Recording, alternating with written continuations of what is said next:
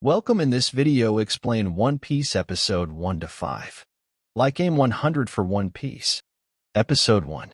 Luffy is cast at sea in a barrel. Sailors on a passing cruise ship retrieve the barrel, but the ship is attacked with cannon fire by a nearby pirate ship, led by Alvida. The barrel is sent rolling into the kitchen. Once the cruise ship sails have been destroyed, the Alvida pirates board the ship to plunder its goods, and Alvida also forces one of her chore boys, Kobe, to board the ship. Meanwhile, a girl takes advantage of the opportunity and sneaks aboard the Alvida pirates' ship to steal its treasures. Kobe and other pirates notice the barrel in the kitchen and find Luffy inside, who is napping. After Luffy defeats the hostile pirates, he goes with Kobe to the pantry to eat the stored food. Luffy explains that he set sail to begin his pirating career, but his dinghy was destroyed by a whirlpool and he was left trapped at sea in a barrel. Kobe explains that he was riding on a rowboat, but was kidnapped by the Alvida pirates and forced to become a chore boy. He explains his desires to escape the Alvida pirates someday and join the Marines. Alvida is informed of Luffy's presence, and, out of suspicion that he could be a bounty hunter, confronts him and Kobe in the pantry. This triggers a battle on the ship, but Luffy defeats the pirates. Although Alvida is armed with a large spiked club, her attacks are rendered ineffective, as Luffy ate a devil fruit, granting him a superhuman ability that gives his body rubber-like properties. Using a Gomu Gomu no pistol attack, Luffy defeats Alvida, sending her flying off the ship and into the sea. Having concluded the battle, Luffy boards a dinghy with Kobe to continue his travels, catching a glimpse of the female burglar who was also departing the ship on her own dinghy. Luffy aims towards the Grand Line to search for the One Piece treasure, but first looks to recruit the infamous pirate hunter Roronoa Zoro and his crew. Episode 2. Luffy and Kobe arrive at Shell's Town, a town where a marine base is stationed. They find their target, Roronoa Zoro, crucified at the base. A small girl, Rika, sneaks into the base to offer Zoro onigiri, but she is stopped by Helmeppo, a snobbish man who destroys the onigiri. However, Zoro later eats the dirt-stained rice. Outside the marine base, Rika reveals that the town was run by a tyrannical Captain Morgan, who allowed his son, Helmeppo, to regularly abuse his citizens. One day, Helmeppo brought a hostile wolf into a bar which attacked the customers and ate their food. When Zoro attacked Helmeppo for his cruelty, Helmeppo threatened to execute all customers in the bar unless Zoro turned himself into the Marines, where he would be crucified for 1 month. Later, Helmeppo reveals that he intended to execute Zoro, violating the deal he had struck with him. Luffy assaults him for his dishonesty, then heads towards the marine base to locate Zoro's confiscated katanas. As Morgan orders his men to erect a large statue of himself on the base's rooftop, Luffy launches himself towards the rooftop, accidentally destroying the statue in the process. Luffy grabs Helmeppo and flees, searching the building and locating the katanas. Meanwhile, the girl who robbed the Alvida pirate ship also infiltrates the marine base to steal its goods. Meanwhile, Kobe attempts to free Zoro from the cross, but is spotted by Morgan, who orders his men to open fire on them both. They are stopped by Luffy, who deflects the bullets with his rubber body. Episode 3. Luffy returns the katana to Zoro, who uses them to free himself and repel the Marines' attacks. He agrees to join Luffy's crew should he survive. Despite being clearly overpowered by Luffy's devil fruit power and Zoro's three-sword style, Morgan orders his men to attack them.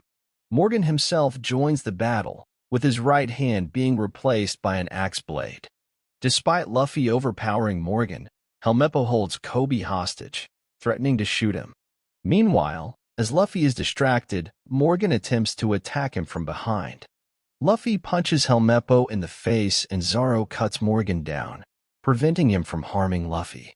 The Marines, who were aware of Morgan's numerous abuses of power, decide not to continue the battle, instead dishonorably discharging and arresting their own captain.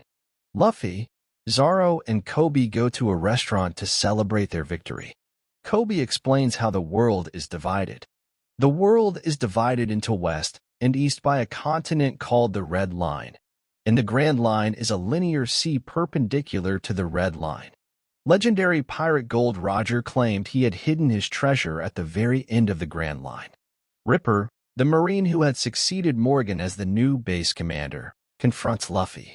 He agrees to accept Kobe into the Marines upon his request. However, due to Luffy and Zoro's statuses as pirates, he orders them both to leave the town, only promising not to inform headquarters as a gesture of gratitude. Luffy and Zoro agree, and they both continue their travels. Meanwhile, a girl searches the Marine base for a map of the Grand Line. She discovers that the map had been stolen by another pirate, Buggy. She sets sail to confront Buggy and retrieve his map. Episode 4. The burglar girl's dinghy is discovered by 3 Buggy pirates while at sea. Pretending to be a desperate, stranded woman, she lures the pirates on her boat with promises of treasure. However, she secretly boards the Buggy pirates' boat and sails away from them without their knowledge. The ship the pirates are on capsizes from a windstorm. Meanwhile, Luffy and Zoro sail towards their next destination, but Luffy loses his signature straw hat when the boat jostles. Zoro recovers the hat, and its significance to Luffy is explained. In his childhood, Luffy befriended Shanks, a pirate captain residing in his home village. While Luffy and the Shanks pirates were at a bar, Luffy unknowingly ate the goated Goma Nomi, a devil fruit Shanks had acquired during his travels. Upon eating the fruit, Luffy's body immediately gained rubber-like properties, but he had permanently lost the ability to swim. However, Luffy was terrorized and threatened by Higuma and his group of mountain bandits. Although Shanks and his pirates came to his aid, Higuma escaped, abducting Luffy. Higuma sailed out to sea on a small rowboat and threw Luffy into the sea for him to drown. However, a sea king, a carnivorous sea monster, appeared and devoured Higuma whole, threatening to target Luffy next. Shanks rescued Luffy, but he lost his left arm in the process. Eventually, the Red Hair Pirates departed from Fusha Village and set sail for the Grand Line. Just before he left, Shanks entrusted Luffy with his straw hat for him to protect. Throughout the years, Luffy cherished his hat to remind him of his idol. Back to the present day, Luffy is abducted by a bird and sent flying away. The Buggy pirates who were left stranded in the sea discover Zoro's rowboat, board it, and attempt to hijack it, but are swiftly defeated by him. The Buggy pirates explain that Buggy is a fearsome pirate with his own devil fruit ability. Meanwhile, the bird lets go of Luffy after being shot down by cannon fire, causing Luffy to fall into Buggy's territory. He meets the female thief for the first time, who had stolen the map and was being pursued by Buggy pirates. Episode 5.